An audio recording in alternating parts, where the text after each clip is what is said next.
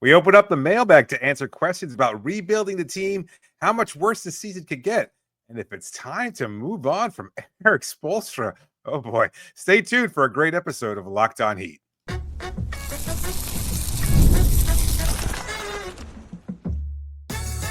You are Locked On Heat, your daily Miami Heat podcast, part of the Locked On Podcast Network, your team every day. All right, welcome to Locked On Heat, your daily podcast on the Miami Heat. Whether you're tuning in on YouTube or your favorite podcast app, thanks for making Locked On Heat your first listen every day. I'm Wes Goldberg here with David Ramil. Both of us are credentialed Heat media members who cover this team every day. And today's episode is brought to you by Prize Picks. Download the app today. Use the code LOCKEDONNBA to get $50 instantly when you play your first $5 lineup. Prize Picks, run your game. Have a jam-packed show for you today. We're opening up the mailbag. We've got some great questions about where this Heat season stacks up against some of the worst in franchise history, Bam Adebayo and Erik Spoelstra's future. But we're going to start with this question from Jim. Jim writes in, "Hey guys, love listening every day. Would you agree that Golden State's success proves what we suspected, that Jimmy Butler is a number 2, and we tried to pretend he was a number 1 guy? He's Scottie Pippen, and we treated him like Michael Jordan. If we had landed a number 1 like Durant or maybe Dame, things might have been different. So that has me asking, do the Heat even have a number 2 on a title contender?" It's a great way to start off this mailbag. Thanks to everybody who sent in questions, mostly via the Locked On Heat Insider community. You could sign up to that with the link in the show notes. So we got a bunch of things to get to. If you left us a question after that Knicks game, we're going to get to it here. But a couple of parts that I want to tackle from Jim's question there, David. Yeah. Is Jimmy Butler more Scottie Pippen than Michael Jordan? And was he pretty much always that in Miami, according to Jim? And does this Heat team currently even have a number 2 on the roster? I don't agree with that comparison there. I think he was capable in the playoffs of assuming Jordan-esque level of performance. You know, and it's also been very convenient to kind of overlook, how important Scottie was. Michael, and we've seen this with the Last Dance documentary, is masterful at rewriting history to make himself the focal point at every opportunity. So as good as he was on the court, making sure the narrative was bent to favor him favorably, that was the ultimate goal for him. So Scottie Pippen was a fantastic player. It's become very convenient to say, oh, he's Robin to Michael's Batman. And it's like, no. He was a very good player. Like, everybody forgets when Michael retired the first time that Scottie carried them all the way up to the Eastern Conference Finals, if I'm not mistaken. And it was a very good team during the regular season. And he was a phenomenal all-star level player, all NBA. And he was almost as good at Michael in many regards in terms of passing and defense. I'd say he was probably even better than Michael, but that's a conversation for a different time. You can ask Nick Batum. Him and I share one thing in common. We both preferred watching Scottie than Michael back in the heyday. But that's again, another topic of conversation. As far as Jimmy, I think he was good enough to be Michael Jordan. Like, we saw that. I don't know what he would have been like for him to be the number 2, as Jim puts. We never had that luxury. We never had the ability for him to be the number 2 guy. Nobody could have carried this group as singularly as Jimmy did. And look, sometimes it worked and sometimes it didn't. He needed the help of his supporting cast, if you want to use a phrase from Michael's era too. There was Jimmy, and then there were guys like Max and Gabe Vincent and Max Strus rather, and Bam Adebayo and anybody else who could step up along the way, and they helped supplement and complement Jimmy to leading us to victory. At the same time, he's gone now, and you look at his roster. I don't know. I don't think there's a number 1. Clearly, I don't know where Tyler or Bam rank in terms of being number 2 options on a title contending team. I would argue. Let's stop before we get to that. Let's stay on the Jimmy Butler, Michael Jordan thing. Okay. First of all, let me preface all of this by saying I hesitate to compare anybody to Michael Jordan. And we do, to your point, David, simplify this Jordan as Batman, Pippen as Robin thing. And now we look at every two players on the same team in the NBA as who's the Michael Jordan and who's the Scottie Pippen in this relationship, where that was such a very special and specific relationship that we regard those teams as some of the greatest, if not the greatest, in NBA history. So maybe not do the comparison to those guys all the time with everything. That said, to me, Jimmy Butler is way closer to Scottie Pippen than he is Michael Jordan.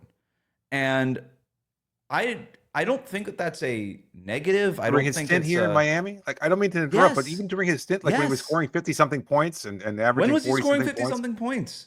did. Once. Okay. No, in the no. playoffs. Scottie, and to your point, Scottie Pippen was capable of reaching those highs. He did it Sure. when he had to in Chicago. Let's not pretend that Michael Jordan was out there carrying the Bulls to every single win and he never missed a shot. It feels like the lore of Michael Jordan is like he never missed a clutch shot. He scored all of the points and everybody else was there along for the ride. Scottie Pippen was an awesome player, averaging 20 points per game every year during those 6 championship runs. And then he went to Portland and he was awesome there too for a year or two. Like, this guy was an awesome player. So being compared to Scottie Pippen is not an insult. It's just more, to me, a style of play thing. Pippen was also not a guy taking 20 shots per game. Michael Jordan was taking 20 shots a game. He was getting the ball. He wanted the ball. He was amazing at a lot of things, but at the end of the day, he wanted to score. Jimmy Butler is not wired that way and never really has been. It feels like sometimes the last thing he cares about is taking shots. He's not a guy who wants 20 shots per game. Michael Jordan was wired that way. That was Kobe Bryant, Michael Jordan, Allen Iverson. Like, those are those guys that are wired that way. I would never put Jimmy Butler in that conversation. And that doesn't mean that he's better or worse. He's just a different kind of cat. Okay. And to me, he does compare more favorably to a guy like Scottie Pippen, which, again, first ballot Hall of Famer, Not a knock, multiple yeah. championship, not a knock whatsoever. I'm just talking about style of play. But when you don't have that guy who wants to take 20 shots per game, there's a vacuum on your team. Pippen, the Bulls, that vacuum was filled obviously by MJ, but the Heat never really had that vacuum filled. Bam's not that guy. Tyler Hero might say he wants to be that guy, but he doesn't have the capabilities of being that guy, and certainly didn't back then. I'm talking about scoring, like shooting 20 times per game. The usage rate of a Shai Gilgeous-Alexander, Luka Doncic, LeBron James, Michael Jordan, Kobe Bryant, these guys, like he never really had that guy. And I think that is why he's thriving right now in Golden State, because Steph's that guy. Yes. And that's why Kevin Durant or Damian Lillard would have worked, because those guys were that guy. They're those kinds of guys. They're wired that way too. Not a better or worse thing.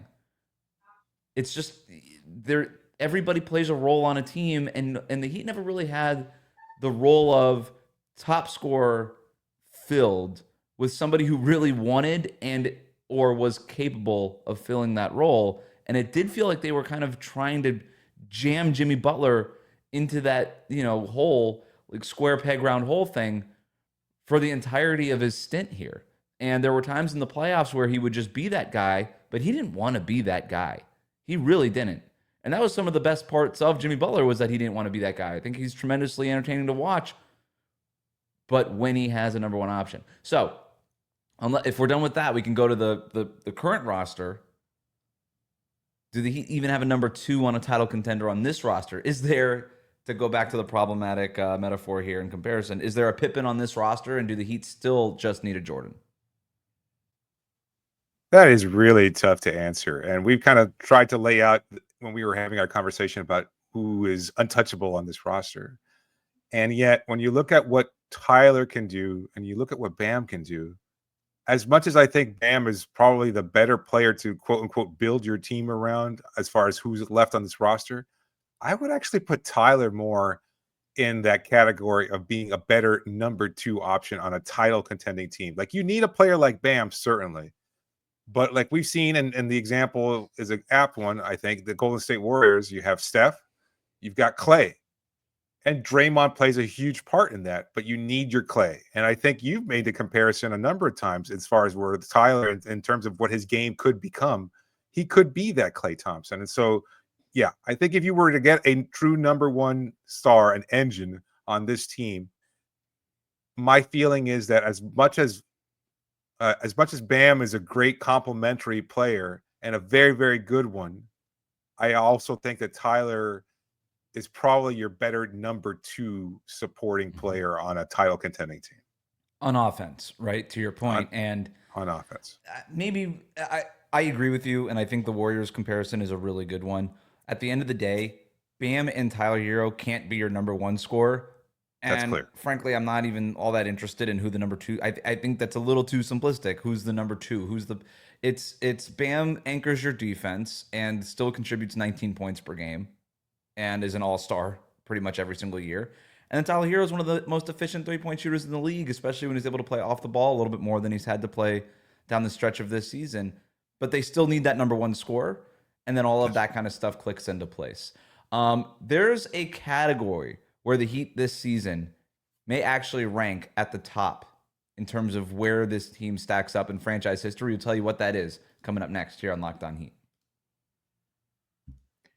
Today's episode is brought to you by Prize Picks. Basketball season is heating up, and there's no better way to get in on the action than with Prize Picks, the best place to for daily fantasy sports. With Prize Picks, you just pick more or less on at least 2 player projections for a shot to win up to 1,000 times your cash. It's easy to use, available in over 30 states, and it lets you mix and match projections across different sports. It's so quick and easy. Prize Picks makes it so simple. You can set your lineup in less than 60 seconds and stay engaged all game long. And when you win, your money hits your account in as little as 15 minutes. No waiting around. Taco Tuesday every Tuesday. Prize Picks discounts select player projections up to 25%, giving even more value to your lineup. So download the app today. Use the code LOCKEDONNBA, and you get $50 instantly after you play your first $5 lineup. That's code LOCKEDONNBA for $50 instantly after you play your first $5 lineup. Prize Picks, run your game. Today's episode is also brought to you by Hungry Root. When it comes to grocery shopping and meal planning, I've had this ongoing problem. I just don't have the time. I'm terrible at it. Between work, life, trying to eat healthier, constantly feeling stressed out, I'd go to the grocery store, buy things I didn't need, and then end up with no time to actually cook. And staying to my health goals, forget about it. That's a struggle, as you can imagine. But everything's changed when I discovered Hungry Root. Honestly, it's been a game changer. It's the easiest way to eat healthy without all the stress. With Hungry Root, it's like having a personal shopper and a nutritionist all in one.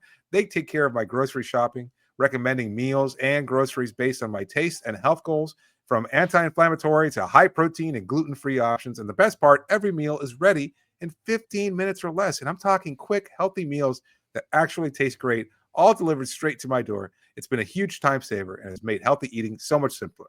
So you're going to love Hungry Root as much as I do. For a limited time, get 40% off your first box and a free item in every box for life. Just go to hungryroot.com/LockedOnNBA and use the code LockedOnNBA. That's hungryroot.com/LockedOnNBA, code LockedOnNBA, to get 40% off your first box and a free item of your choice for life. hungryroot.com/LockedOnNBA, code LockedOnNBA. Don't miss out. Thanks for making Locked On Heat your first listen every day. Your favorite NBA team is a free daily newsletter. Introducing the Locked On Heat newsletter, one stop for ultimate Heat and league coverage with local analysis and amazing writing from Katie Heindel, Mike Shearer, and Locked On fantasy basketball tips from Josh Lloyd. Sign up for free now at LockedOnDaily.com. This question comes from Malachi, who writes in, let's say the Heat continue to tank. If you're Kevin Durant or Trae Young, would you still want to play for the Heat, who just tanked? If you're traded, would you want to play for a team that just went through the lottery?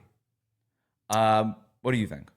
Yeah, pretty clearly. I don't think that matters as much to NBA players. Like I think the living and dying with every game, that's for fans to do. Like the players are in it. They know what happens. They know what's going on. It's not to say that they don't care or that they don't love winning, but it's much more complicated than that. For fans, it's black and white. They win, they're great. We love them. They lose, they suck. Get them out of my face. I don't ever want to see this garbage team again. And I think that's the problem, is that things have become so simplistic in terms of how we view these teams. And I don't think players do at all. Like Kevin Durant joined a pretty okay Brooklyn Nets team. Yep. And, it didn't matter to him. And look at him now. Like he's on a team that's not quite tanking, but they're not going anywhere either. So I don't know that it really matters as much as fans might think it does. My perspective is that what matters is the idea that there's Pat Riley, there's Erik Spoelstra, there's the stability of this front office, there's Bam Adebayo, and whoever's left over after having to trade to acquire him. So that's what matters more than Kevin Durant. Yeah, I mean, Kevin Durant and Trae Young aren't exactly leaving the 73-win Warriors to join the 500 Heat. Now, Kevin Durant did sort of do that. He didn't leave the 73 Warriors, but he left a team that had went to the finals to try to do his own thing in Brooklyn. But look, to your point, Kevin Durant did that. Jimmy Butler joined a Heat team that was below 500 the year before.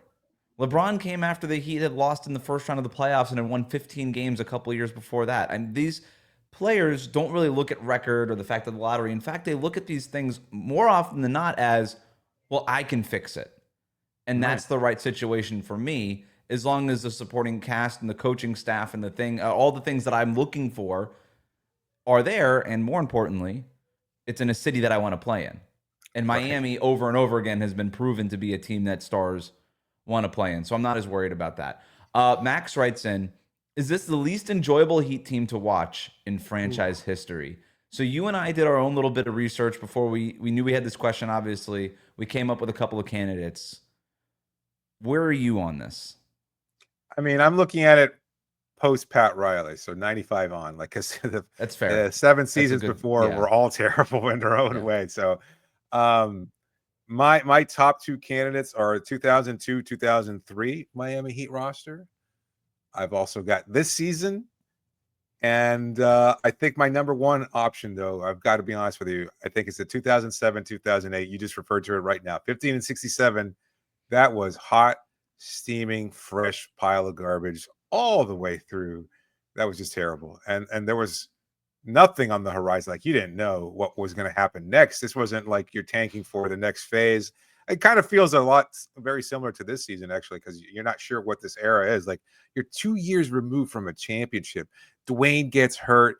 He gets shut down for the season. Shaq burns every bridge possible on his way out of Miami. You've got this cast of players here that they're just not particularly good. No knock to anybody there. Like, Chris Quinn was a player on that roster. That just kind of puts things in perspective. So that was, to me, by far the very worst season in Heat history. So I agree with your candidates. I'll throw 2 more into the mix. Oh, really? Not necessarily worse. We're talking it through. 2 more candidates. All that 2016-17 season. No, that was beautiful. It was 41 and really 41. I know, but it was really 7-11. You forget what happened the first part of that season. That was rough. I don't forget that. Yeah, you're right. That was. But that's what kind of made that's it as bad as and magical. In terms of points in time, there has never been a darker time for this podcast than 11 and 31. It was very rough. That was we had the power forward belt between Derek Williams, James Johnson, and Luke Babbitt, was it? Yes, it was Derek White. Oh, you mentioned the toughest name, which is Derek White there. Derek Williams. Luke Babbitt, absolutely. Derek Williams. Sorry, Derek Williams. Yeah. Sorry, former Arizona Wildcat. Absolutely. There had never for the seat like that 31 and 11. I have that right? 31 and 11. Yes. That 31 and 11 stretch was. Oh, no, 31 and 11. Right, 31. No, that 30 was and 11. 30 and 11. 11 and 30 and 30 and 11. That's what it was. 30 and 11 for the second half was a lot of fun. Deion Waiters, Goran Dragic, 7-11. But that doesn't mean that the 10 and 30, whatever what we ever decided it was, never happened. 11 and 30 stretch in the beginning of the year, that was as dark as the time as this podcast has ever seen. I'll also give you this one. 2018-19, Dwayne Wade's last year. We all remember the shot against the Warriors and all that stuff. The last dance. The games being played were not great. That team finished under 500. That was also a pretty rough year. I don't know if it stacks up to this one, but those are at least 2 other teams that I think deserve to be in this mix here. But I'm with you.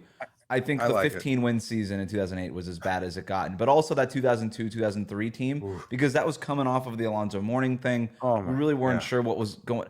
It was a team that was beset by bad luck and a lack of direction.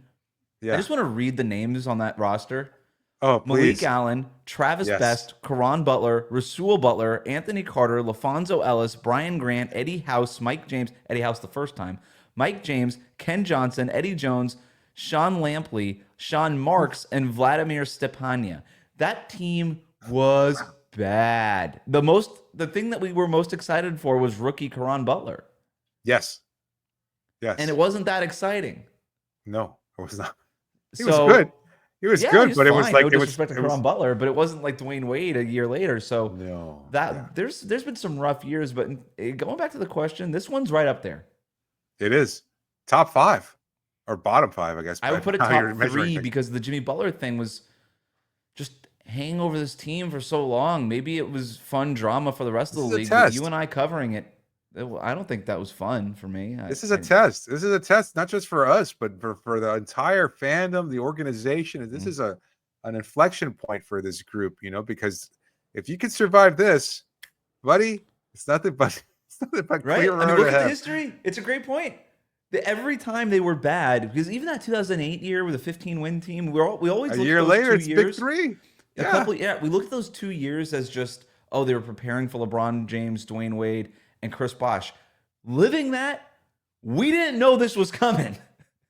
There was a lot of people, myself included, that thought Dwayne Wade was going to New York or Chicago. There was moments there where I was I convinced thought he he's was a leaving bull. Miami. 100%, he was a bull. Yeah, right. And so there was no payoff for those dark years. And in fact, Dwayne Wade, you could argue those were his best years, and they were a little wasted, which kind of added insult to injury there. But this one to me, I would put the 15-win team, that 2002-2003 Heat team, the first half of 26-17, if I'm allowed, and then this year, nothing compares to those 3.5 seasons.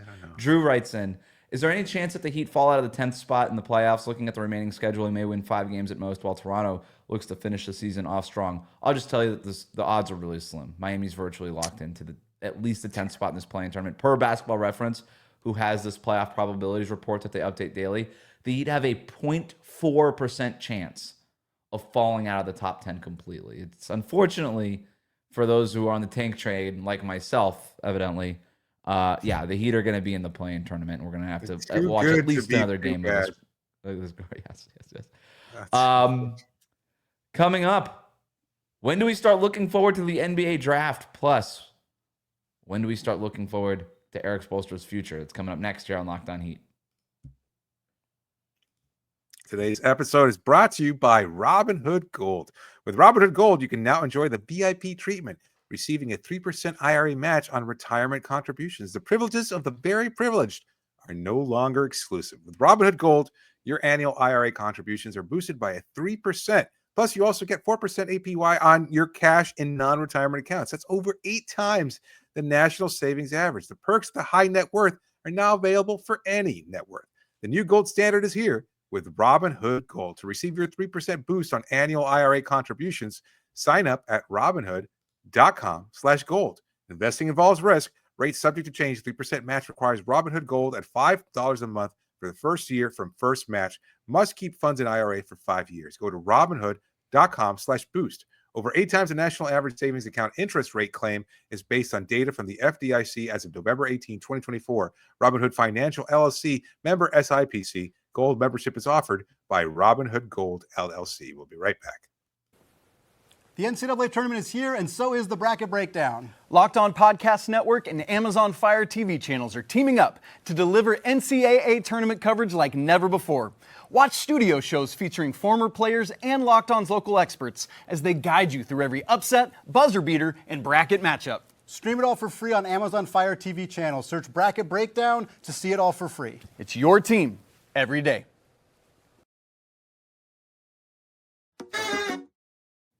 Thanks again for making Locked On Heat your first listen every day. The best way to support the show, like and subscribe on YouTube. Follow us on your favorite podcast app. We'll be back Wednesday night with our post-game reactions to the Heat's home game against the Detroit Pistons. Continuing along with our mailbag here with the last few questions. Eric writes in, when do we start doing draft prospect reviews?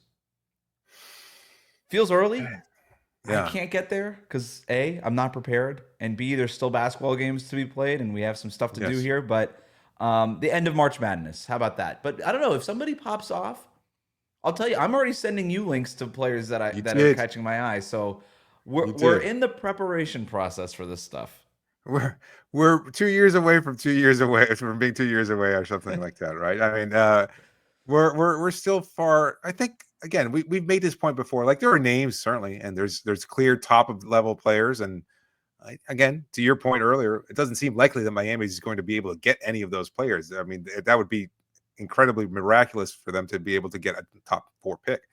So it feels kind of premature to look at those top 4 players or top 5 top players because Miami doesn't seem likely. So who stands out in March Madness that might be a clear number 10 through number 15? Because I think that's more than likely where Miami winds up. And that being the case, that's when you kind of just start looking specifically at players. Now, you can go position to position, and I don't even know. I mean, the clear answer probably is point guard, but I don't know what the plans for the offseason are in terms of who they bring back. I mean, Davion Mitchell probably isn't your long-term answer, but I think we're still a little too far in advance, but, sooner than you think. It's right around the corner. I'm looking for my April, Dwayne Wade. Dwayne Wade making that run with Marquette. I'm looking for that guy. Who's the Steph Curry at Davidson? Who's that? I'm just watching. So I'm actually really interested in March Madness this year because I'm watching for that player, because I'm still holding out hope that Miami ends up with a top 10 pick and can grab one of these guys. Even if they don't grab one of the top 4 guys in this draft, and there's been sort of a comfortable consensus here of who there's a clear top 4 in this. There's going to be somebody else. I trust this Heat scouting department and their player development program to get the most out of somebody. But who's their Dwayne Wade? Who's the guy that they can get and can be a difference maker? And that's why I'm watching this March Madness very closely. What's the number 1 skill set? Not position, because I don't think Scoring. that really matters as much. Scoring. Dynamic. You think scoring? Well, advantage creating. Get into the paint. Yeah. Be able to, and you need the threat to score the basketball. In order to be a threat to score the basketball, you got to score the basketball. Unless you're a hell of a playmaker, which is what I'm kind of leaning for. Dynamic playmaker, like advantage. Right, but you don't want to go so far in the Ben Simmons side of the spectrum. Like, you have to be a legit threat to score the ball. Yeah. Okay, that's. But yeah, I'm with you. We're kind of saying the same thing. Get me a guy who can collapse the defense, create an advantage, and make his teammates better. That's exactly. Magic Johnson. That's not that big a deal, right? Get 6'9" Magic to come back out here. Michigan State's in the tournament this year. I think they're a 2 seed. I got them going. To my final in my bracket. I got Michigan State Duke. Blue Bloods. Wow. Did you fill out a bracket? I did not know. I'm just picking. I think it's crazy to not pick Duke. I think it's crazy not to pick Duke. They've got 3 guys who are going to be top 10 picks in this draft, and they're getting the top players in next year's rookie class as well. So turns out they didn't even need Coach K. It does pain me to pick Duke, by the way. I very much dislike that program, but here we are. Really? Yeah, I just don't. Duke, Notre Dame. I don't like any of those teams. Okay. Yeah, I just I'm the. Oh, you know what? The underdog rebel teams. Speaking of overrated coaches, I think you've got a question. Oh, is that a? Oh, there. That was the segue. That was the segue. Malachi writes in: should we have a buy or sell conversation with Coach Spo's performance this season going into next season? Is it time for a coaching change, or am I just grasping for somebody to blame for this season? Everybody knows where I stand on this. You're grasping for somebody to blame. Who do you get to replace Erik Spoelstra? We don't have to start there, but we could. Who's the better coach? You want to go get Mark Jackson out of retirement? Jeff Van Gundy off the bench? Yeah. Stan Van Gundy out of the booth? Who's the guy? You want to get some hot shot young guy that may or may not work out? Erik Spoelstra to me is an awesome coach who needs a vacation. This guy has not had a vacation in 3 years, a real break in pretty much 3 years. I think it's clear that it's if we're having the buy or sell conversation, I'm selling this season for Erik Spoelstra. It's not his best year. I don't think this is Erik Spoelstra going forward. I think he'll bounce back next season when everybody kind of has a fresh start. Go back to 2019-20. Like, the season before Dwayne's Dwayne's retirement season, that's an emotionally taxing one. The next season, the longest season in NBA history for him. Like, think about who he went up against in that playoff series in the finals. He's no longer a head coach in the NBA for a reason. Like, he's been fired twice since then. Like, I mean, it's not easy to go through this. And I know that you could say, well, he's got the stability of the front office and everything else like that. But, Spo's been through a lot. And then the shortened season the next time, and COVID and off the court stuff and everything else that's been happening. 2 finals runs peppered into that, deep playoff runs, trying to manage egos on this roster, the size of, Jupiter. It's not an easy task. So has he made mistakes? Absolutely. Has it been his less than best season? Without a doubt. And I think you can make a clear case that he's made some really obvious mistakes that have cost this team. But I don't think you're going to find anybody better at connecting with players and getting them to make the most of their talent level, whatever that And might you be. still talk to every player in that locker room. They swear by no that one's guy. turning on Spo. No, they're like, he's doing his best. He's putting us in position to succeed. We need to do better. And by the way, that's not always on the record conversations. I'm having these conversations with guys off the record. They swear by this guy. They're not turning on Erik Spoelstra. Mike Budenholzer's been in Phoenix for like 5 months, and they're already like, this guy's gone. My thing about coaching in the NBA is it's an iceberg. It's an iceberg.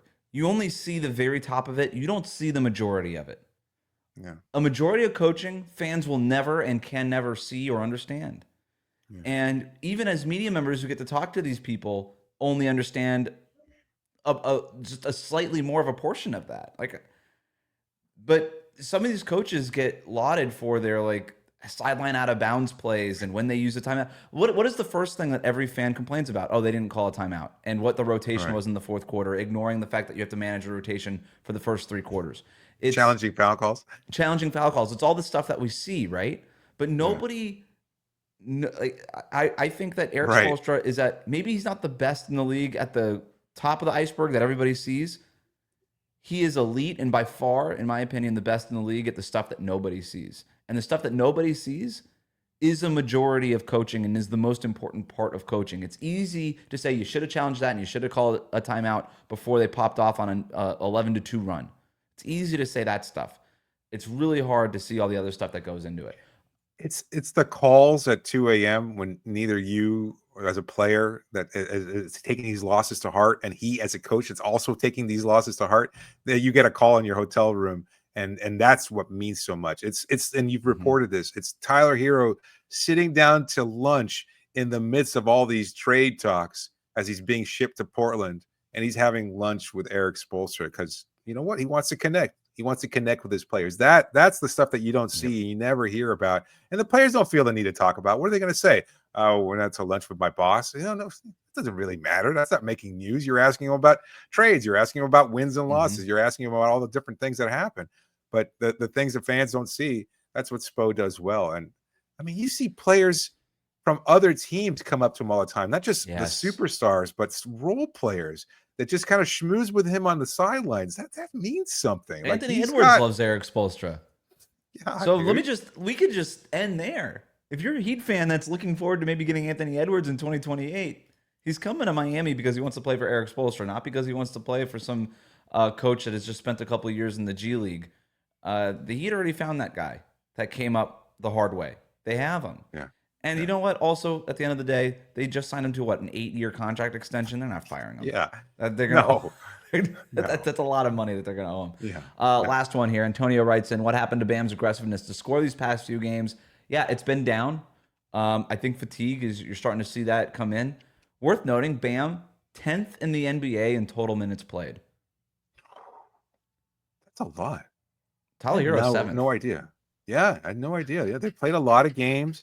They've played a lot of minutes in those games. It's been a tough season. No question. Goes down as one of the least enjoyable seasons to watch, but not one of the least enjoyable podcasts to listen to. Thanks so much for listening to Locked On Heat and making us your first listen every day. Like, comment, and subscribe on YouTube. Follow us on your favorite podcast app.